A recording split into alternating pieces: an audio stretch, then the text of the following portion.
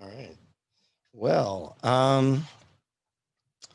okay, that was good discussion, you guys. I really like that, and I've got more good stuff coming up on those subjects. And uh, way back in August, I was talking about kind of like front loading a lot of stuff in the class. So it does really feel like drinking from a fire hydrant in terms of information and how much we're trying to all of a sudden take in and realize is out there.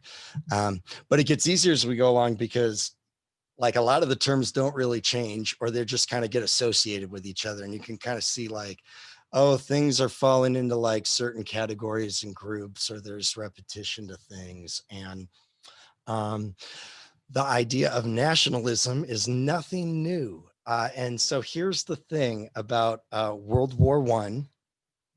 It wasn't called World War One, it's called the Great War. They didn't know a second war was coming, right? um, and uh,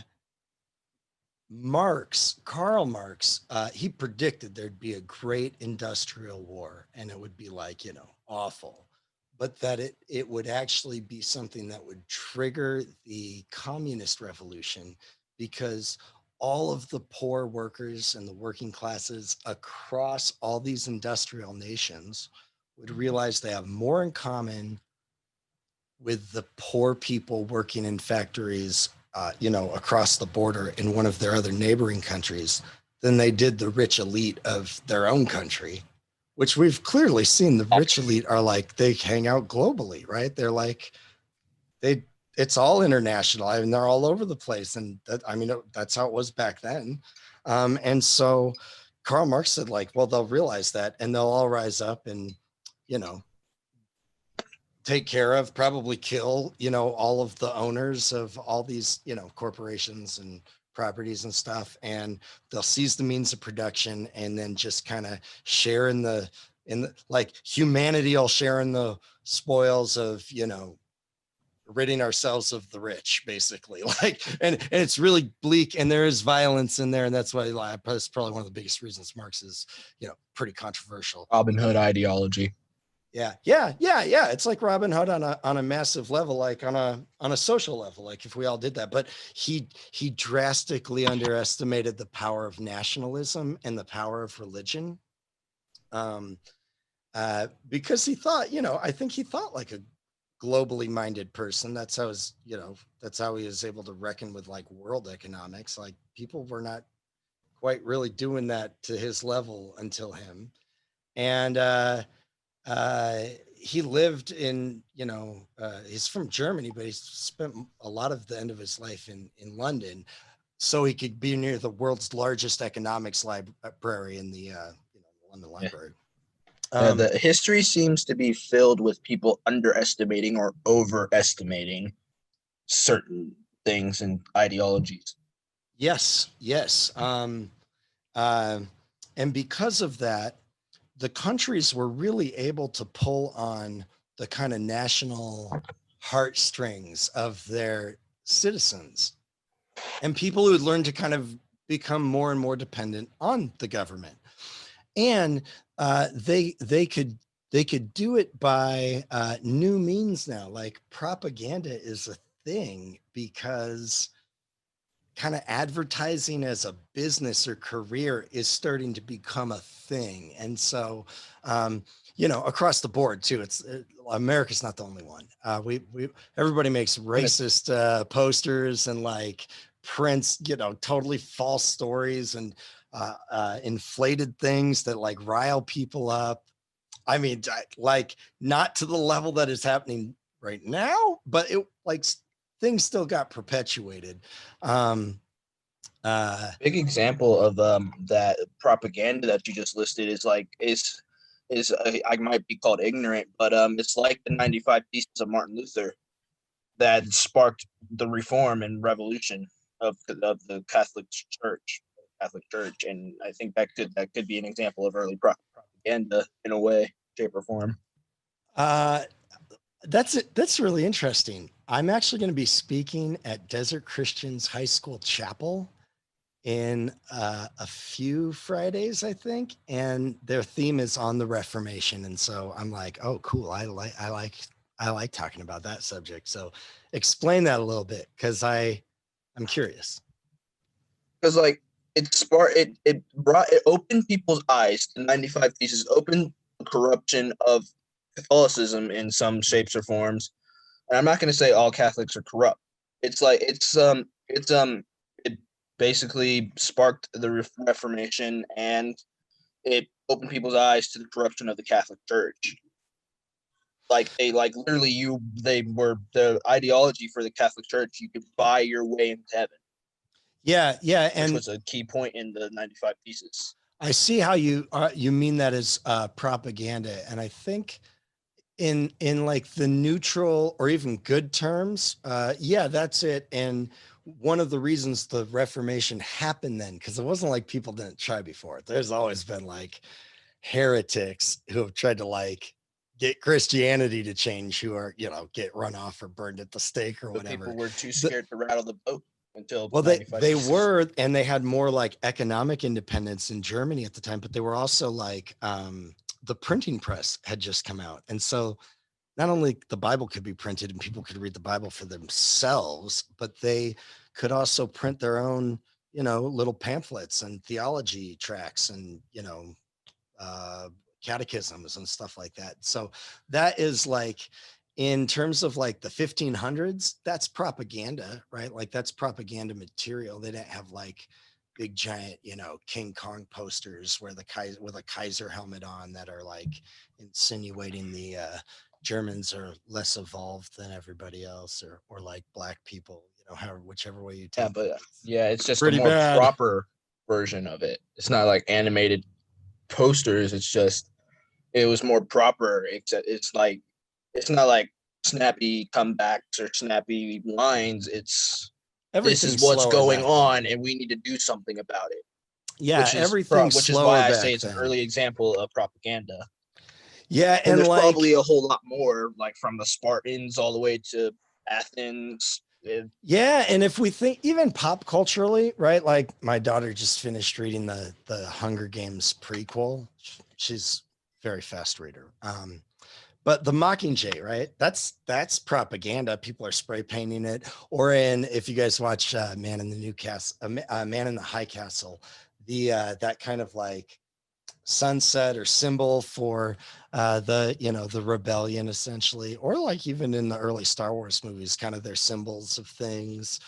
Yeah, um but yeah, but when the government has all those things at their disposal and they've already prearranged that they are taking root, like there's already a pledge of allegiance by this point. And in other countries, they don't even have to set much up because the government and the church and everything's all been one for a very long time. Even after the Reformation, when they weren't officially one, they're still one. It's like the Anglican government. The Anglican church doesn't do a lot that angers the British government and vice versa. They kind of just play the same game. yeah. Um, Propaganda has been a key factor in a whole lot, like from the creation of the United States.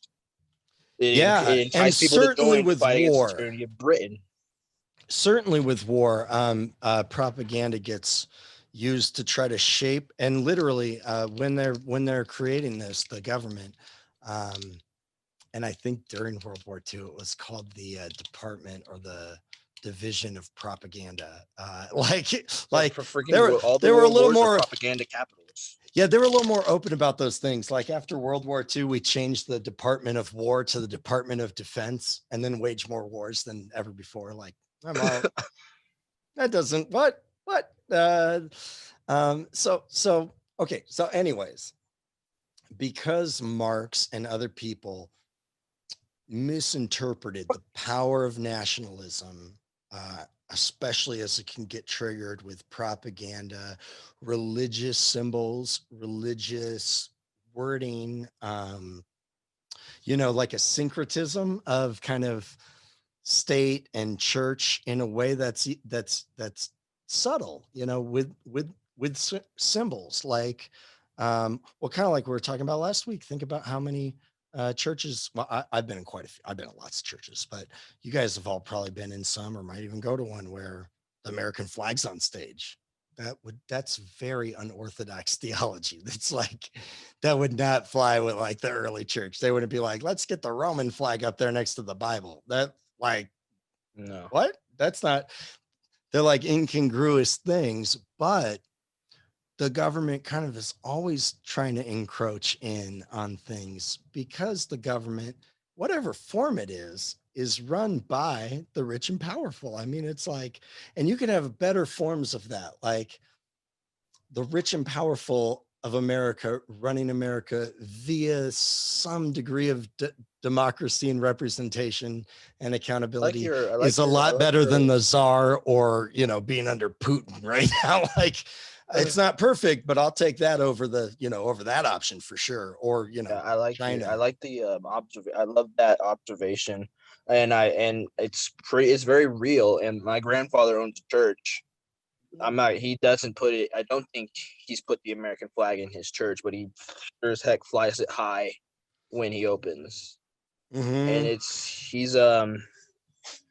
he's very he served in the Air Force. He's a very like he's found on very basic principles of Southern ideology and the modern patriotism of Southern ideology. Yeah. Yeah. And I think, you know, uh, this is one of those things I was talking on stereo with my buddy Cody Monday night. And if you guys, you know, if you head to that link, I think I have it. I don't know, probably on my Facebook or something. Um, you can listen to past talks. That one would actually be worth listening to because we're kind of talking about this. And I was sharing with him my observations from just what's happening, our classes, the conversations I've been having, very candid conversations I've been able to have with people on there, that I feel like there's a rift right now between two drastically different kind of worldviews. And one is like an old school closed off one where it's still like a very contained knowledge base and that's all you trust.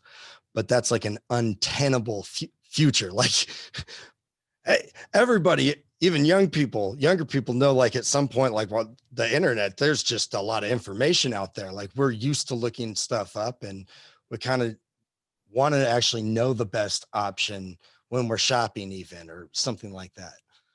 But previous generations, even though they know that is there and people are operating that way, they don't think of knowledge in those terms. And there's not ages on that really, um, because you can have people that are, you know, some of you could be coming from like a, you know, a homeschool house that was out in like the middle of Wyoming your whole entire life. And you're like, well, we had a really closed view. Like we had just a small world. And now it's like, oh, this is really big. So we either adjust and kind of open up and learn how to like live in this world of a lot of information, but also an ability to be much more accurate versus living in a world where all of kind of what was true and official and the real story came from sources of authority, right? Be it pastors or priests or the church or, you know, universities or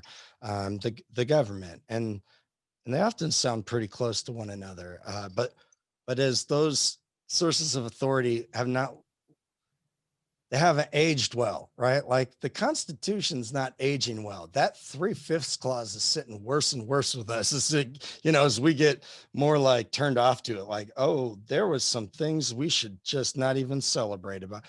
Maybe we need to like totally cut that out or amend that, or actually maybe we should just write a new one. You know, maybe we should all come together and write a new, like, that's disruptive though. Like we got to keep a lid on that. And before the 1990s, the government, corporation, kind of anybody that was trying to keep control of information could keep control of information pretty well, but that's impossible now. And we know that even in a surveillance state, it's like, okay, that's, you can't live that way.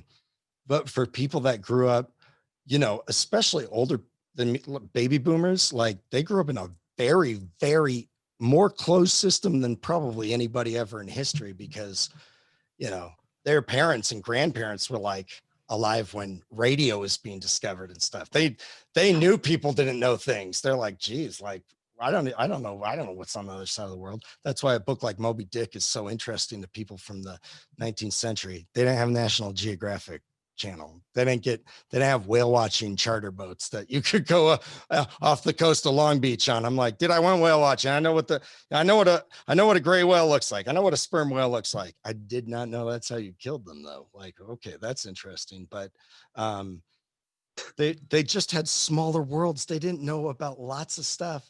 So they were more open, but also like they could really only go to the experts. And at best, once you get into the 20th century, you might have a set of encyclopedias that you paid installments for, which we had as kids. And that's got a lot of information on it, but it's pretty limited. So people that are not able to like move past that kind of different, haven't been able to like rethink about knowledge in the world and the global community and what all those things mean.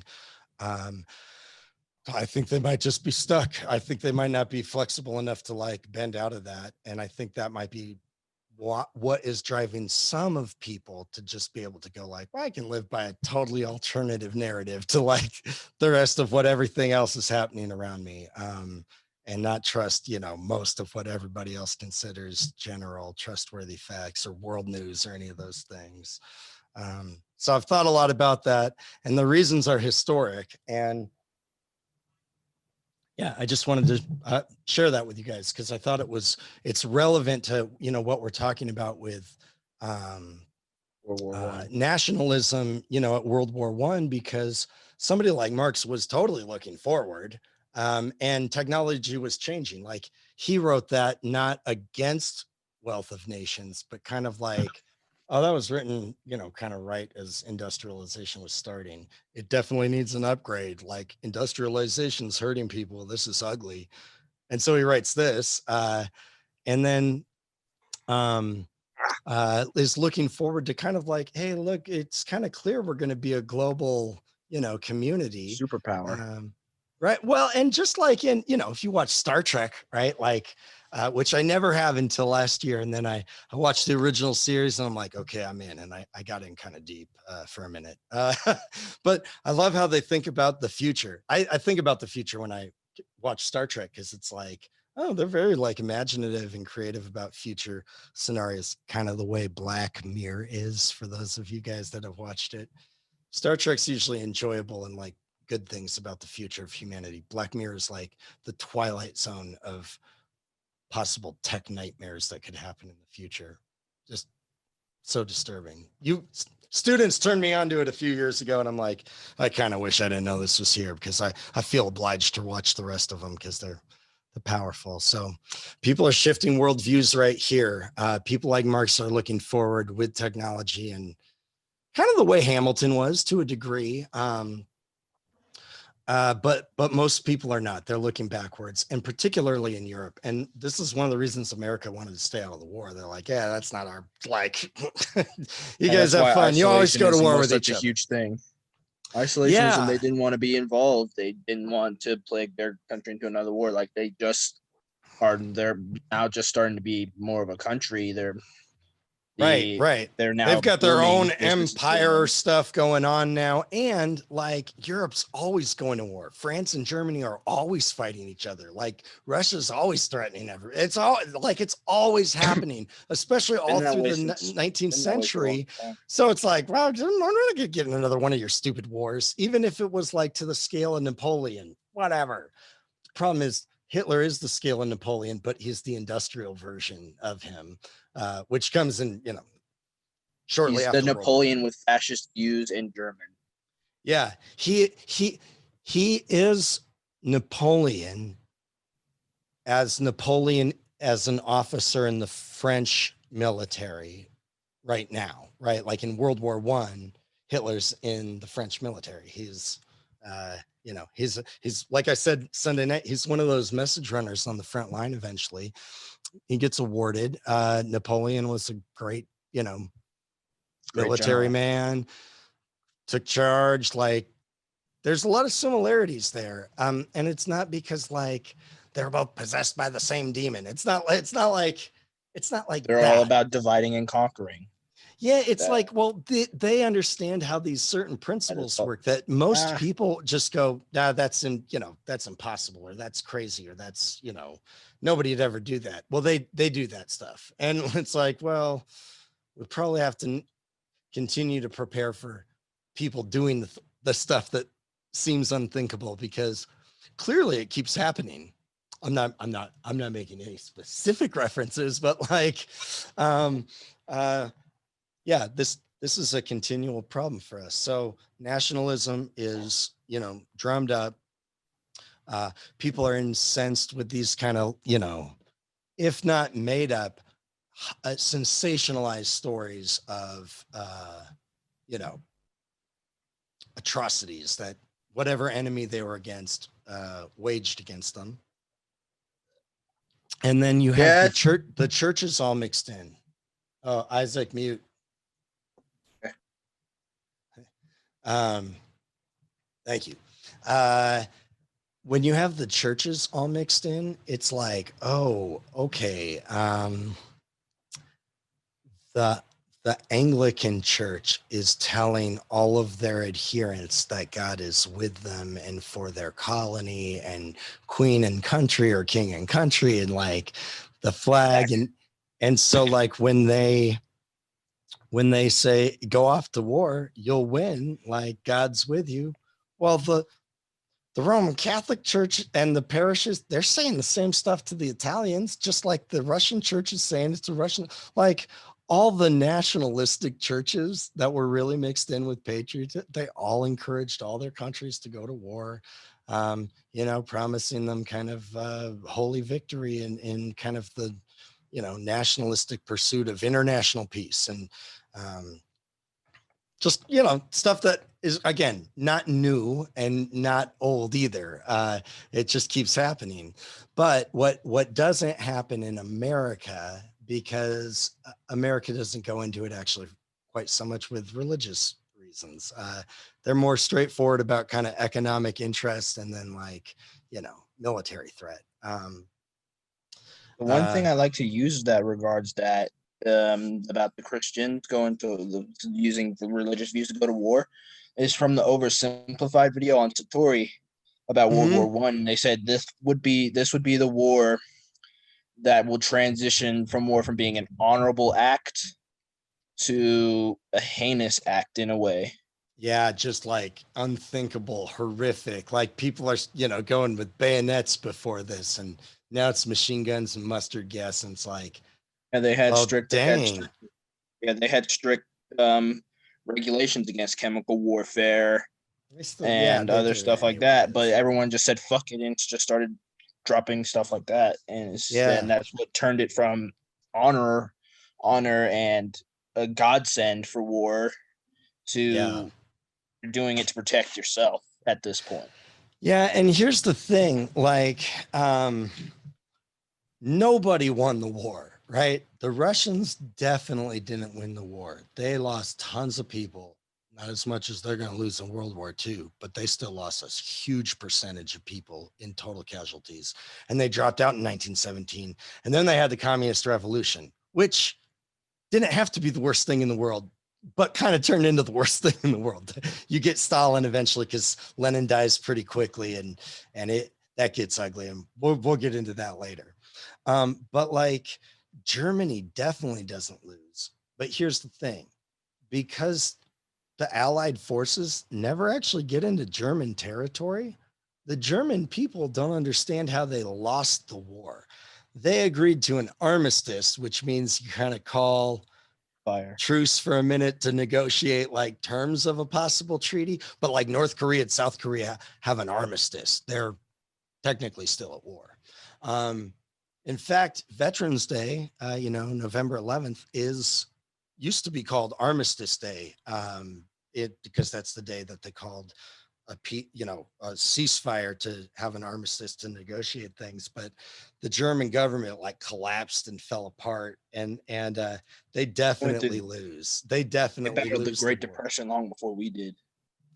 Yeah, they never really had the Roaring Twenties. It's just bad after the war and doesn't get really better until like Just Hitler the comes shitty around. 20s at that From a point. It's just like, materialistic point of view, but from a different point of view, it's it's very culturally thriving and new, and there's lots of kind of like shake up in the government and kind of the power structures even, which is why somebody like Hitler could kind of climb the ranks at that moment. But we're getting a little ahead of ourselves on that. So I'm just trying to say Germany definitely loses the war, but France loses the war. They lose like a third of their men between like 17 and 30, So Excuse me? like people they're just used to living with less, men. There's a whole generation that's missing people. Yeah. Excuse me? that, I said, that war brought a whole bunch of. Hold up, Isaac. Hold up. Somebody else asking a question here. yeah. I was asking, have you ever been to Germany? Yeah. Yeah, I have actually. I Have, have been. have I you been have been. there? Yes, I have stayed in Europe. I stayed in Austria for 7 years. Oh, I, I've been to Austria.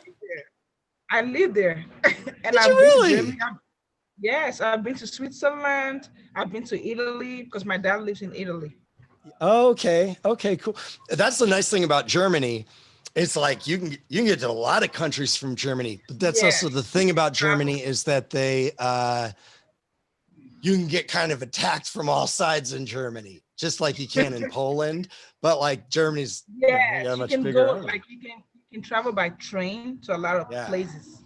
Yeah, it's Yeah, great. yeah. When I think I feel like I was telling you guys this, but my worlds are getting mixed up between this and stereo, maybe a little bit, and my church. Like I have a lot of similar conversations across the board. But I went backpacking in Europe the summer I graduated college. I took my last class through CSUN, and it was in Paris on the French Revolution for like Wow. 2 weeks. Yeah, it was great. Nice. It was the same price as the CSUN class, and it was a military guy. He was a career military guy. He got his PhD. So So do you speak German? Sprechen no, Sie Deutsch? Sprechen Sie nine. Deutsch? Uh, uh, I can read quite a few languages, but I'm just garbage at speaking any of them. I know But a little bit of and German, but German's the not one enough to I carry need out a to. conversation.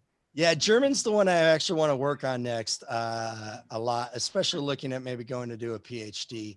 If you do anything, like most PhDs want you to know German and French, at least know how to read in German and French so you can read articles, whether they're I want to learn scientific or German. theological or whatever, they're good academic languages. That's for sure. Yeah, That's so there's some interesting that yeah, you there are some similarities between English and German though. But German is very difficult.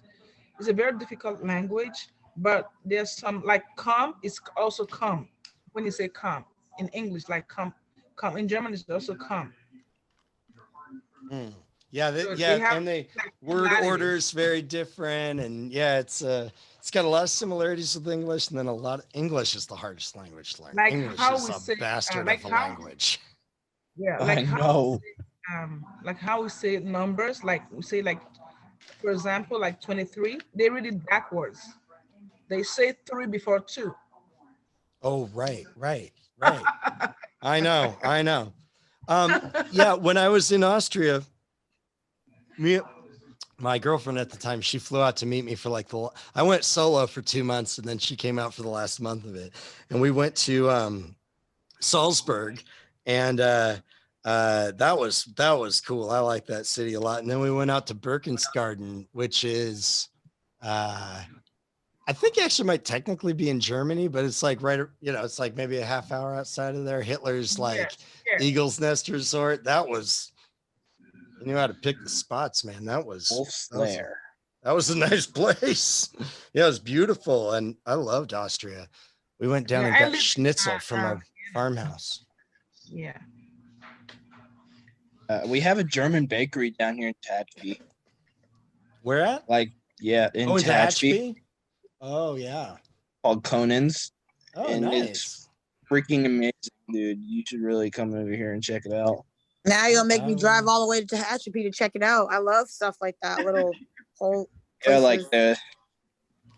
the German. There's Americanized with a German twist to a point. Like the cheesecake and stuff's good. There's a whole lot of What's your stuff favorite? from there. Yeah. Ooh, that's a tough one. They love cheese. They love cheese a lot. Like my favorite dessert has been cheesecake for the longest time. Okay. I like their cheesecake and I also like their brownies. Their brownies are And insane. they don't eat a lot of like here in America. They eat the like the yellow cheese, but over there it's like white cheese. Mhm. I never saw yellow cheese. It was always white. Yeah. Che- Yeah, I see the cheese difference. isn't usually yellow, guys. Like, Amazing.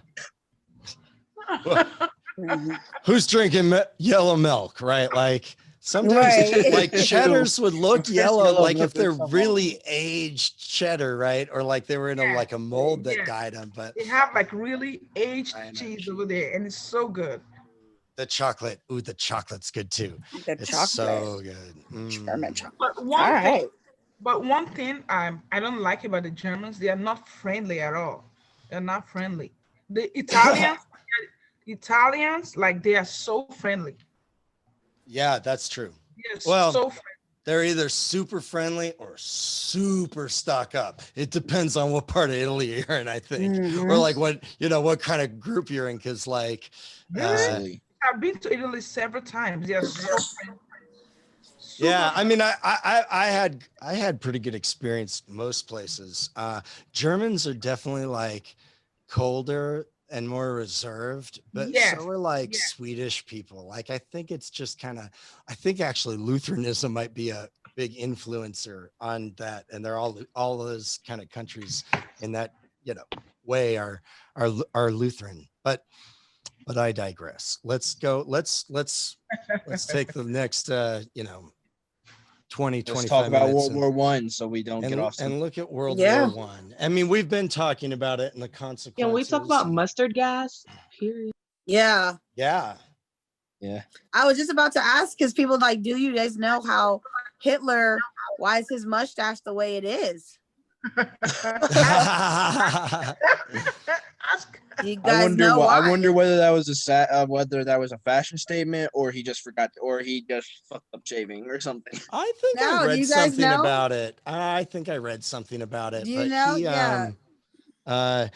it wasn't like, if you look at Charlie Chaplin, he has that, he's got that mustache too. But that was like 30 years before Hitler in some of those cases. And like, he wasn't the only one to ever have, like when dudes are shaving, well, you just shave weird shit sometimes, you're like, I wonder what Well, this will it's look like. because And you're like, nope, He don't was keep messing that, around like, today. the Yeah. mask didn't fit on his face, and so he was ordered to shave his face because he got injured with he got injured, and that's so right. I heard he that's I why heard he had lost to his cut it testicle in that off. war. That's right. And yeah, he gets injured from mustard gas, I think. He gets bombed with it while he's out on the kind of front lines and goes into a hospital. And That's yeah, why he has his mask, his and mustache. and then he's there and finds out that Germany lost the war and surrendered, and now they're the Treaty of Versailles is really the big thing about the war.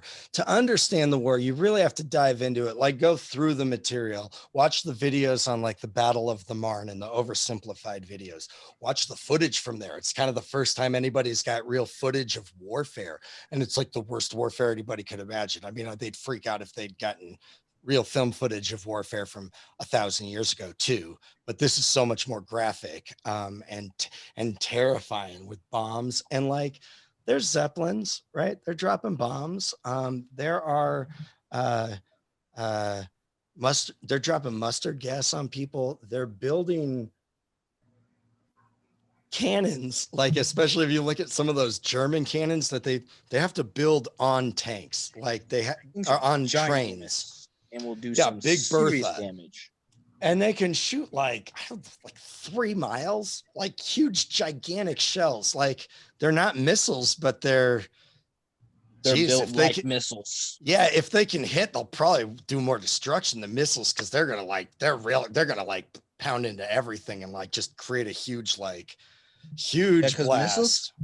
missiles tend to focus in like one general range, whereas the cannons can do a wide variety of range like that. Yeah, and Like those. missiles can hit and blow up and create a degree of a crater, but you know, I don't know, Those freaking like a cannons just 2-ton bullet like landing in the middle of your town square is gonna blow up the whole city. But I mean, they couldn't hit things with it very often because it's very inaccurate, especially when you're trying to shoot over 3 miles away. So they might, they hit all kinds of stuff a lot, but they're terrifying weapons, and they're weapons hit a of couple terror. birds to hit all kinds of random crap.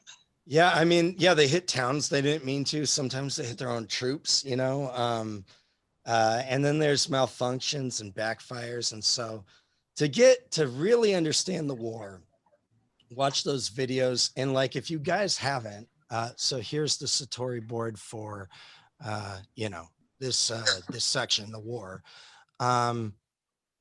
I've got 1917 still here. So like, I'll leave it up for a little bit longer. Watch it if you haven't. It's a great movie, and it definitely immerses you into kind of like the horrific and totally surreal craziness of what World War I would have felt like in one place. Like, doesn't cover the whole war at all, and the all of what's going Watch on that there. tomorrow. And I posted our class discussion in case you guys want to listen. And then I started updating some of the material here. So let me grab a water. I'm going to get a refill on coffee. Why is that such a mood? Why is that such a what? Mood. What, coffee? Yeah. Oh. Why is that college life? No clue. I'm surprised none of us age like rapidly because Because of it? Yeah, exactly. It is totally college life. I didn't start drinking coffee until I started commuting to college, and then I started with the stuff just out of the machine. I got better. I upgraded soon after that, but it wasn't until college. It broke me. yeah, right, I didn't drink near as much coffee until like college. Yeah, it definitely can help you stay awake and focus. So this section, I'll let you read it for yourself. It's basically unpacking the idea of the Pax Napoleona. The Pax Romana was this like 200-year period in Roman history where there were some little regional wars or conquests or fights or whatever, but there wasn't some giant war going on all the time with Carthage or anybody like that, the Persians or anything.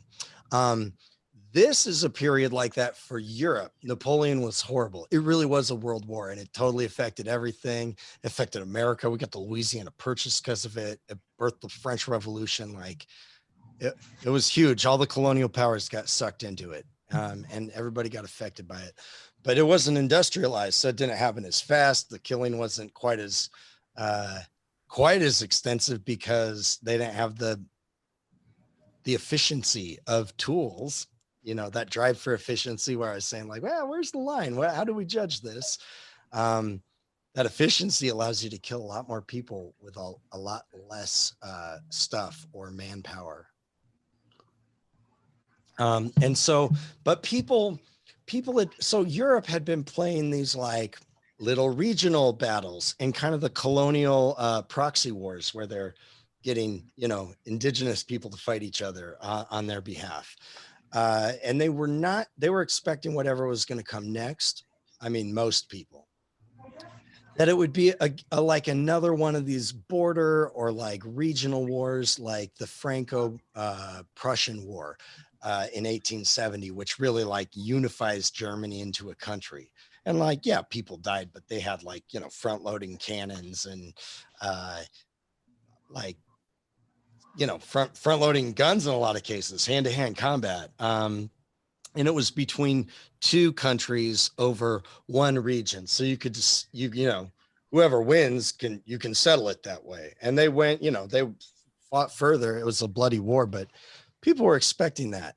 And when you think about America and the Spanish American War, well, geez, if the Americans are so good, you know, Germany or Britain or, you know, these people that have historically have had way bigger armies and navies than us, they could have a splendid little war of their own. And this shot, which watch the videos to understand it, but the shot that you know, sparks this thing that happens is Archduke Franz Ferdinand. And the more I understood about colonialism and kind of how all the complicated treaties and alliances, and then even like kind of historic grudges or hatreds or um, contests between powers that have gone on like for centuries in some cases, the more this made sense to me. And I'm like, oh, I could see. And now I'm like, I am shocked this didn't happen earlier. Not particularly this leader getting shot, but like one of these colonial leaders that's oppressing a colonial power that was like head of the government. And when they get killed, it, you know, it's like sends everything into chaos. And they've all had secret treaties and alliances with each other and all these secret agreements that all the other ones didn't know about, to where if this one goes to war, it means these three other ones have to go to war with them. And, you know, if they're invaded over here, this country's committed to this many troops. So it's like, when I say powder keg on the writing there, it's like, whoa. If you guys have ever seen that old movie, Anchorman, that escalated quickly. It goes nuts. And people, everybody that marches off with their parents and their government and their church's blessing, you know, and prayers and thoughts and everything. Everybody's saying they'll be back by Christmas. And by Christmas, there are trenches literally running from on the Western front from Switzerland all the way up to like the English Channel, essentially, like the coast of France. Trenches everywhere, just like the ones you'll see or you saw in 1917. Just living hell, and totally crazy to think about. Like, whoa, this is, people haven't been fighting like this before. This is kind of a different thing. On this, and this is one of the ones I adjusted on the test. You know, this is right when the Panama Canal opens, which of course is really great for a colonial power that has colonial possessions in both the Atlantic and the Pacific, which America does, but also Germany and France and, you know, the Netherlands and Belgium and Russia, like all of them do, and all of them have fleets, and it's now much easier and efficient to, you know, ship through here, but America controls it. This is ours. So this is like, just like getting Pearl Harbor is like a huge win for like strategic naval control of the world. Yet, yeah, the Panama Canal in the 20th century was like definitely that. And so it opening right at the time of World War One, you know, gives America like immense. Well, we make a lot of money. The economy is going great during World War One, and we're selling to both sides, right? We're selling to Germans and to British people and to French, and supplying across the board, supplying oil. And it won't be until the war gets a little out of hand with submarine warfare that America will begin to be postured to enter this thing. But this is a huge thing when you consider, okay, the first modern industrial war is starting right as this thing that's taken, like, at this point, you know, over the several attempts, like 30 years, 40 years to complete. Like, this is huge, and it just finishes right at this time. Like, everything was kind of set to go wrong in this situation, essentially. I can only imagine how building that thing was. Yeah, I mean, it's a marvel of engineering. Here, like I said, watch. I mean, it's a 3.5-minute video. You know, it's not that long, but watch that, and kind of read through this, because the statistics are they're really like, they're hard to really conceptualize. They're kind of in the category of, we could say we know that, we believe that could be true or something like that, but we can't really imagine what that would be.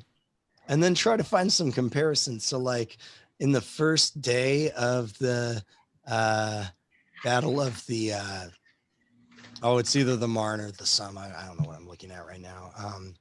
They have 50,000 people die.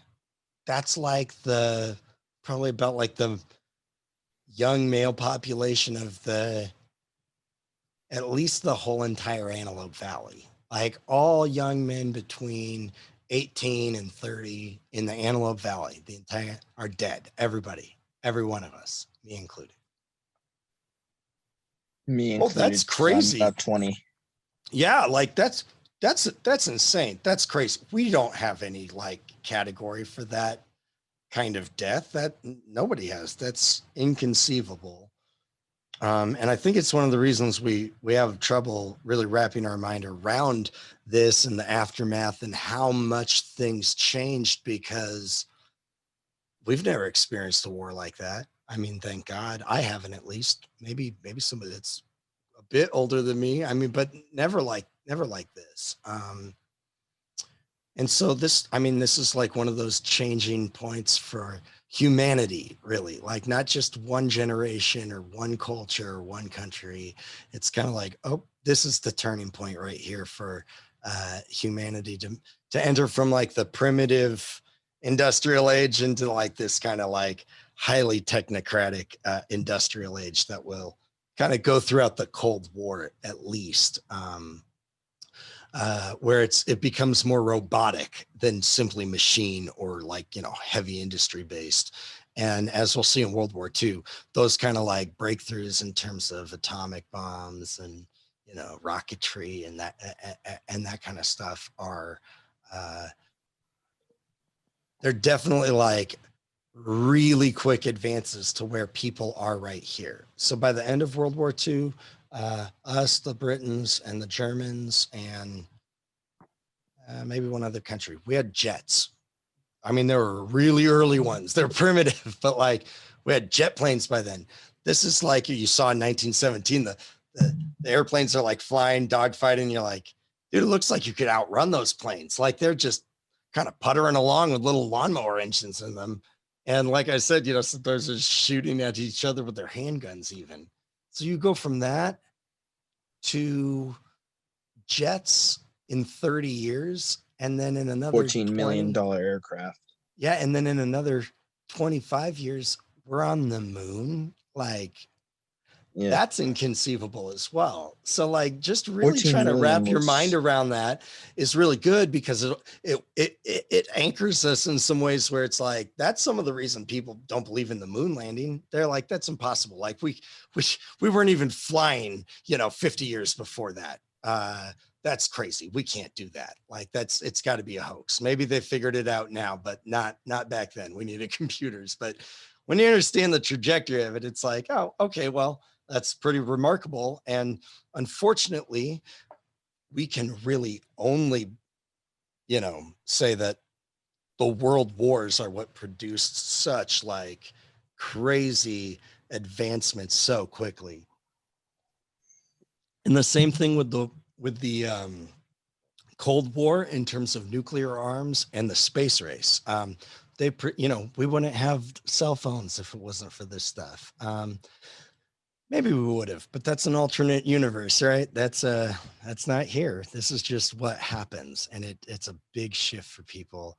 And having footage to like really see the kind of horrific nature of war, it changes people and it scars people. So people that are already feeling disconnected from kind of the traditional roots of their ancestors, in a sense of like living in the same place, working the same kind of job, wearing the same clothes as their parents, especially if they've moved into cities or doing a different occupation now.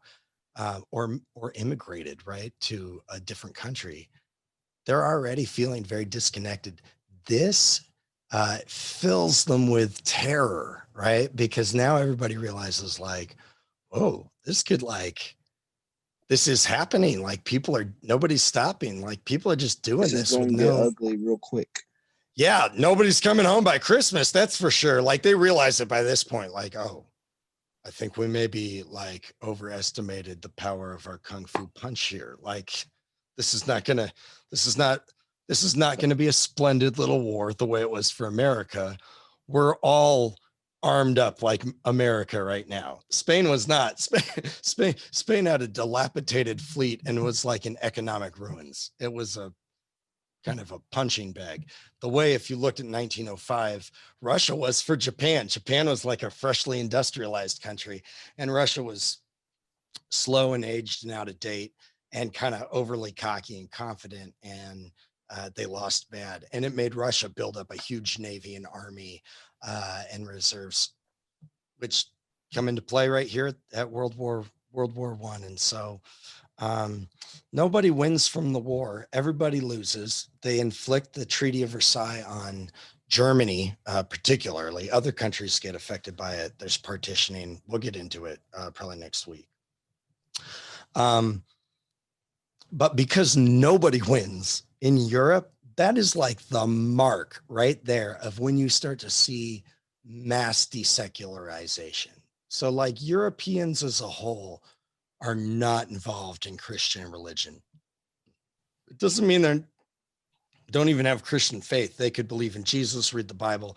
They're not part of any church. They don't go to churches. They're not part of the Catholics in France, I think, are like, I don't know, the pretty like active ones that do anything. It's really low.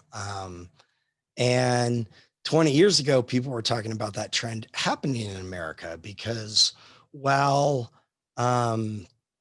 we didn't experience the fallout from World War I or II, right? Like hundreds of thousands of Americans die from those two wars. So there's like definitely a mark on society, but there was no fighting in America. Like, villages aren't getting raided, people are not getting, raped by invading armies here in the continental United States. So it doesn't affect us the same way. We don't like respond with that kind of same like hopelessness or like just kind of despair or like abandonment of the reason of the past and kind of a more open idea of the future because, well, everything we've been told and everything we thought we knew is wrong, and we got to reassess everything now.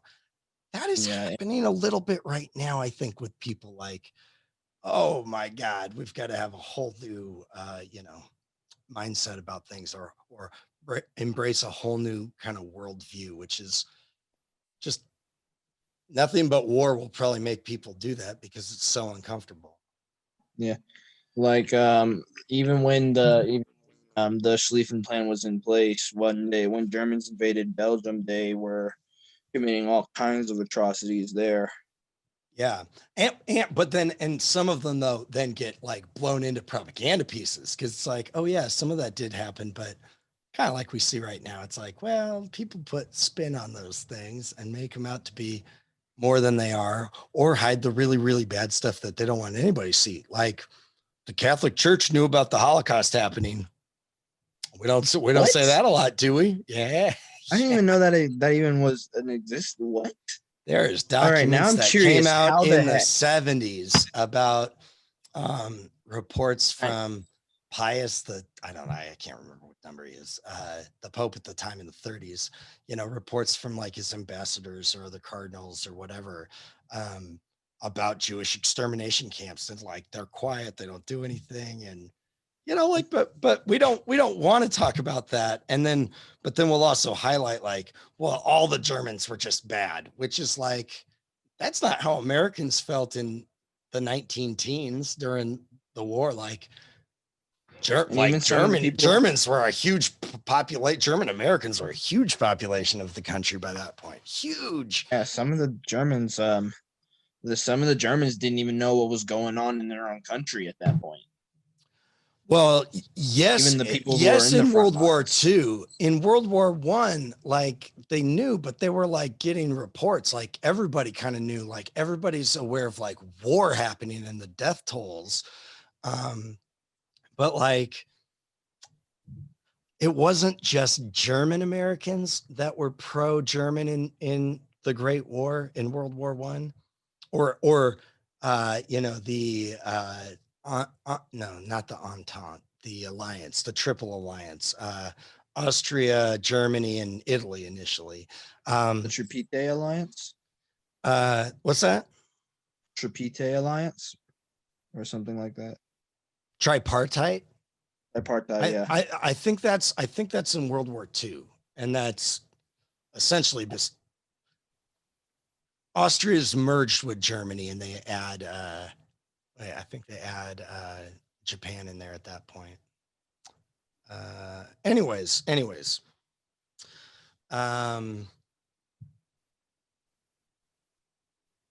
can't remember where I was going with that actually. What was I saying right before that with The Triple Alliance. You mentioned the Triple Alliance, World War One.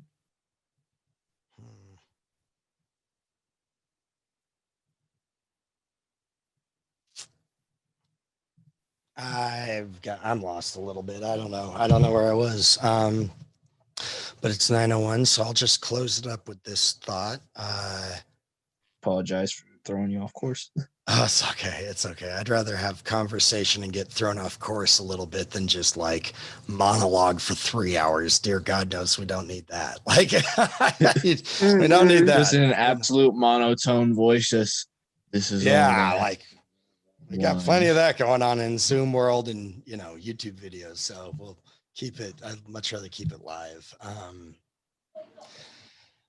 The shock of World War One, like, we talked a little bit about shell shock and how people are like literally medically affected and psychologically damaged and broken, but the world doesn't really have kind of language even yet to do that, or a medical understanding of what drives that in people. So,